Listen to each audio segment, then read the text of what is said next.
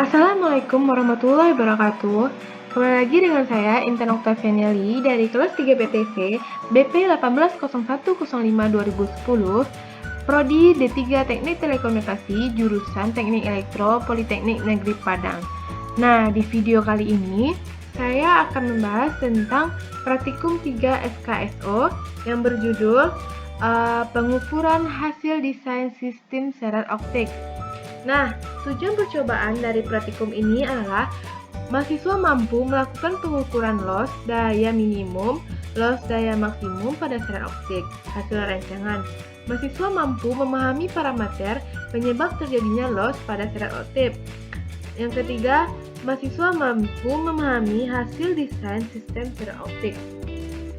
Teori penunjang yaitu faktor-faktor yang perlu dipertimbangkan di dalam membuat suatu desain sistem serat optik adalah daya yang dibutuhkan pemancar dan daya penerima, sehingga data yang ditransmisikan sesuai dengan pemancar, memiliki daya yang cukup untuk meneruskan cahaya hingga ke ujung serat optik, dan membawa data kelajuan yang cukup tinggi. Jika sinyal terlalu lemah ketika sampai di penerima, maka akan sulit dipisahkan dari derau. Pada bagian transmisi yang perlu dipertimbangkan, menjaga agar daya transmisi berada pada nilai minimum yang dapat diterima. Langkah-langkah yang dapat dilakukan untuk mendapatkan daya transmisi pada batas nilai minimum adalah 1. Menentukan loss daya minimum sistem. Loss daya minimum sistem disebabkan oleh serat optik, konektor, dan sambungan yang digunakan dalam sistem. Loss daya minimum yang disebabkan oleh serat optik adalah tergantung pada panjang serat optik, tipe serat optik yang berkaitan dengan besar loss untuk setiap dB atau km yang digunakan dalam mendesain sistem serat optik. Loss yang dihasilkan oleh konektor tergantung pada jumlah konektor yang digunakan dalam sistem serat optik. Yang ketiga, sambungan yang digunakan menghasilkan loss yang sistem serat optik tergantung pada jenis sambungan yang digunakan. Nah, untuk menentukan loss daya maksimum sistem serat optik ditentukan dari penjumlahan loss daya maksimum akibat aging, perbaikan, dan cadangan. Aging merupakan faktor penuaan yang terjadi pada komponen-komponen yang digunakan dalam sistem, sehingga mengalami penurunan kinerja dalam waktu tertentu. Perbaikan merupakan suatu langkah yang diambil dalam suatu sistem pada waktu tertentu. Perbaikan dilakukan pada sistem bergantung pada kondisi lingkungan tertentu dan kondisi patah serat optik. Untuk sistem serat optik berada di luar bangunan, sangat perlu perbaikan dibandingkan sistem dalam ruangan. Setiap perbaikan yang dilakukan di dalam sistem serat optik akan mengalami pertambahan nilai loss akibat perbaikan. Loss cadangan dalam sistem digunakan sebagai suatu nilai tambahan loss jika satu sistem mengalami loss di luar dugaan. Loss cadangan yang biasa digunakan sekitar 3 dB. Yang ketiga, tentukan loss maksimum tanpa menyebabkan kelebihan beban. Jika loss berada pada tingkat minimum, hal ini dapat dilakukan dengan memberikan sumber cahaya transmisi daya yang cukup untuk sistem beroperasi di bawah kondisi yang terburuk. Yang ketiga adalah ada bahan dan peralatan. Bahannya adalah laptop, kalkulator, dan kertas. Yang keempat, diagram pengukuran. Dapat dilihat diagram pengukurannya. Di sini ada pemancar yang A konektor, B sambungan fusi, yang C konektor lagi, dan yang D penerima.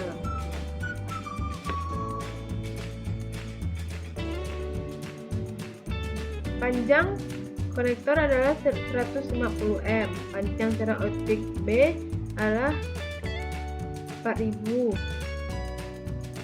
Sedangkan panjang serat optik D 10 meter, 15 meter, dan 20 meter. Loss secara optik yaitu 1,5 dB per kilometer. Loss konektor 1 dB. Loss sambungan fusi 0,1 dB. Daya minimum penerima min 30 dBm. Solusinya adalah, langkah pertama kita hitung dulu loss daya minimum. Loss total panjang secara optik. Total panjang secara optik dikali loss secara optik.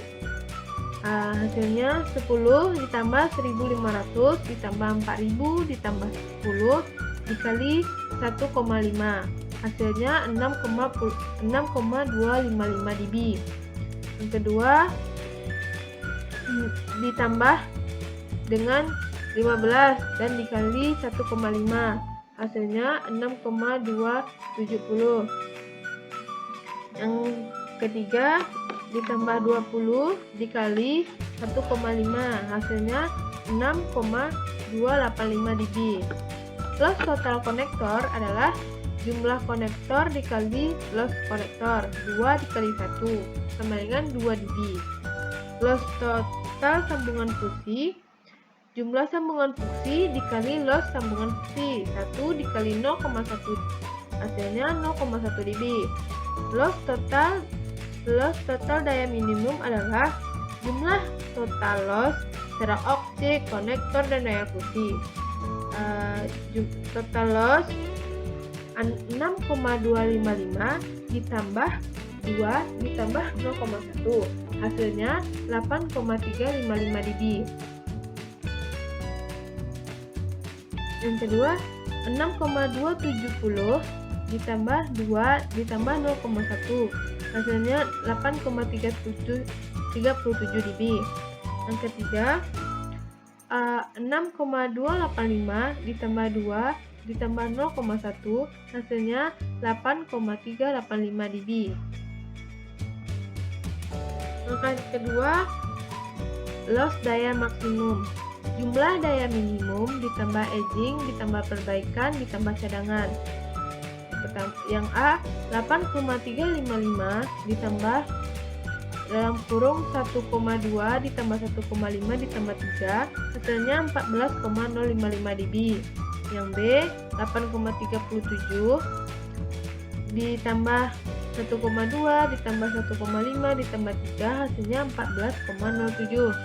Yang ketiga 8,385 ditambah 1,2 ditambah 1,5 ditambah 3, hasilnya 14,085 dB.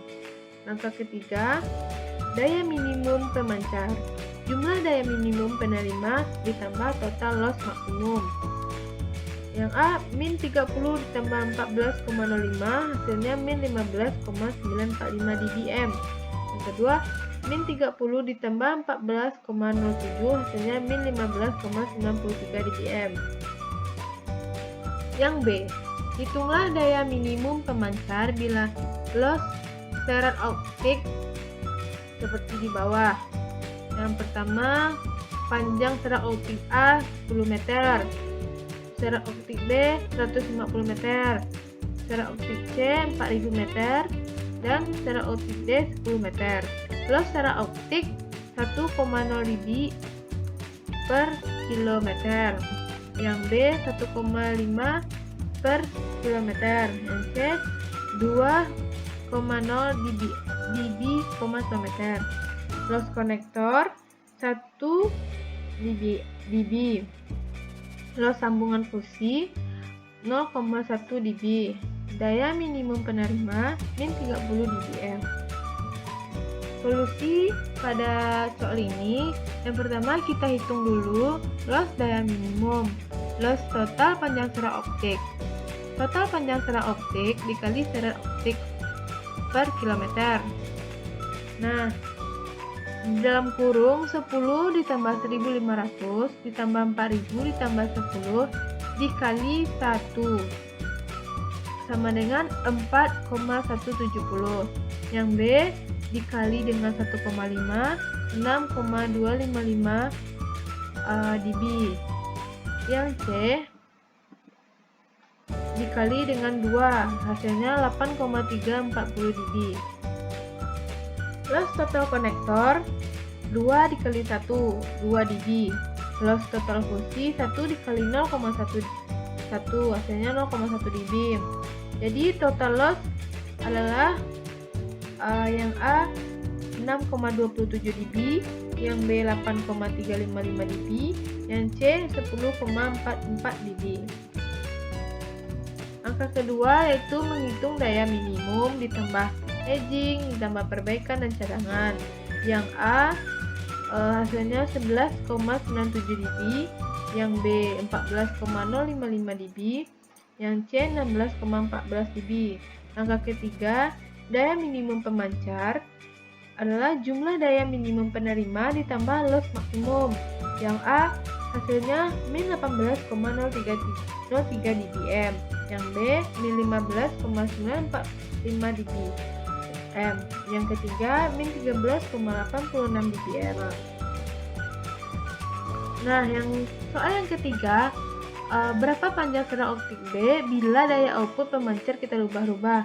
Nah, sekarang yang kita rubah itu daya output pemancar. Solusi dari soal ini, yang pertama, loss total panjang serat optik. Total panjang serat optik dikali serat optik. 50 ditambah 50 dikali 25, hasilnya 0,25 dB. Loss total konektor 0,4 dB. Loss daya minimum 0,65 dB. Yang kedua, loss daya minimum ditambah edging ditambah perbaikan, hasilnya 6,65. Yang ketiga, daya yang tersedia. Yang pertama 20 dB, yang B 10 dB, yang C 0 dB. Angka yang keempat, panjang serat optik. Selisih daya yang tersedia dikurang loss daya minimum. Panjang serat optik B yang pertama 1,34 km, yang kedua 5,34 km, yang ketiga min 2,66 km. Nah, analisa data pada praktikum ini yang didapat adalah pengukuran hasil desain serat optik yang bertujuan untuk mengukur loss daya minimum dan loss daya maksimum pada desain serat optik, serta mampu memahami penyebab terjadinya loss pada serat optik. Ada 4 permasalahan yang harus dicari, yaitu daya minimum, mencari daya minimum jika panjang konektor dirubah, loss serat optik, daya minimum penerima, serta daya output dirubah-ubah.